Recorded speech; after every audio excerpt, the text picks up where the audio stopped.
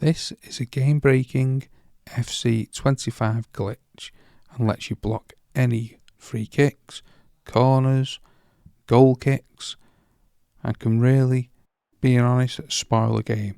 However, if you want to try it out, this is how you do it. So on free kicks or goal kicks, there's like an invisible barrier. You can't run into the box. But if you're on the PlayStation, if you hold down R1, or on the Xbox, RB, it allows you to run directly through that barrier.